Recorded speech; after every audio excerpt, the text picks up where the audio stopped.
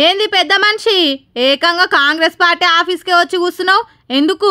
రుణమాఫీ చేసినందుకు కాంగ్రెస్ పార్టీకి కృతజ్ఞతలు చెప్పేదానికి వచ్చినవా? నాకు 2 లక్షల రుణమాఫీ అనేది మీరు చేయండి రేవంత్ రెడ్డి గారు, దయచేసి చేయండి. దాన్ని మీకు కట్టుబడి ఉంటూ మళ్ళీ ఓరి రుణమాఫీ చెయ్యుండ్రి అని సీఎం రేవంత్ రెడ్డిని అడుగుతున్నావంటే నీ అప్పు మాఫీ కాలేదన్నట్ట.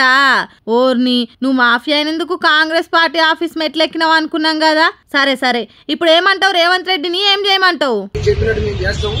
రెండోది, రేవంత్ రెడ్డి గారు మేము ఉన్న పైసలు మీరు బ్యాంకు చెప్పాలి. అరే ఇటువంటి బాబులు ఎవరైనా సరే, నేను కానీ ప్రజలోనే సరే, కానీ మీకు వచ్చినప్పుడు ఆ 2 లక్షలు కదమై ఉంటే మీరు కట్టుకోరని చెప్పి మా బ్యాంకు ఒకటి ఆదేశం ఇవ్వాలి. ఇస్తే మేము కరెక్ట్ మేము కట్టుకుంటాం. అర్థమైందా? 2 లక్షలకు పైన పైసలు రైతులు కట్టుకుంటారు. 2 లక్షల లోపున్న రుణం మాఫీ చేస్తాం అని బ్యాంకోలు ఓ కాగితం రాసి ఇవ్వాలన్నట. అట్లా సర్కార్ బ్యాంకులకు ఆర్డర్లు ఇస్తే కడమ పైసలు రైతులు కట్టుకుంటారు కదా.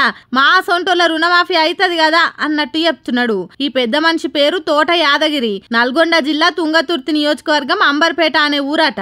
తనకున్న భూమి పేరు మీద బ్యాంకులో అప్పు తీసుకున్నాడట. అది చిన్నగా పెరిగి 3 లక్షలు దాటిందట.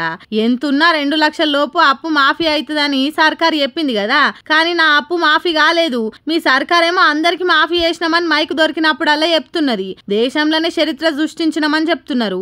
మరి నాకెందుకు అప్పు మాఫీ కాలేదన్నట్టు అడుగుతున్నాడు. ఇక ఒక్క రుణమాఫీ కాదు, పింఛన్ వస్తలేదు, వడ్లకు బోనస్ వస్తలేదు, సర్కార్ నుంచి ఎసోంటి సాయం లేదు. కాబట్టి నా రుణం మాఫీ అయ్యేటట్టు చూడుండ్రని ముఖ్యమంత్రికే ఉత్తరం రాసుకొని వచ్చిండు.